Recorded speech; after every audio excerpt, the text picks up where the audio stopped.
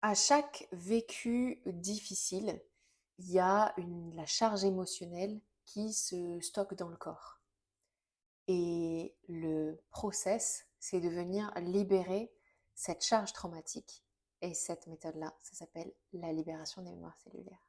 Bonjour à tous, je m'appelle Angélique, je suis thérapeute psychocorporelle. J'accompagne les personnes qui ont énormément de mal à accepter leur corps ou énormément de mal à se réconcilier avec leur corps. Et à chaque problématique, il y a une histoire derrière. Il y a quelque chose qui se dit, il y a quelque chose qui se joue.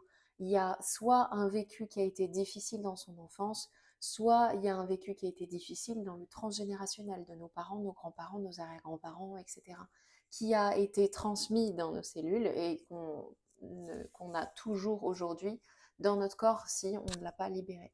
Et mon rôle dans les accompagnements, c'est de poser les bonnes questions, c'est d'ouvrir un espace d'écoute qui est bienveillant, sans jugement évidemment, qui est complètement ouvert pour pouvoir recueillir l'histoire de l'inconscient, pour pouvoir recueillir les souvenirs, pour pouvoir recueillir les images, pour pouvoir recueillir tout ce qui pourrait faire lien et tout ce qui pourrait expliquer ce comportement-là dont on n'arrive pas à se détacher, ce blocage-là dont on n'arrive pas à se détacher. C'est arriver à faire les liens et arriver à ressortir l'histoire de l'inconscient pour pouvoir faire ces connexions et ensuite libérer cette mémoire du corps, cette charge traumatique qui a été stockée dans le corps.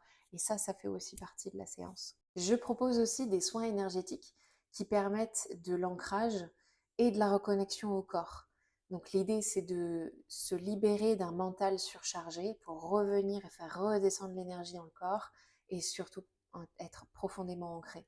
Je pense qu'on a besoin d'être profondément ancré pour pouvoir ensuite être connecté, être dans son plein élan dans sa vie et plein potentiel et être épanoui. Ça nécessite d'être ancré d'abord dans son corps, dans la terre, dans le présent, dans la matière.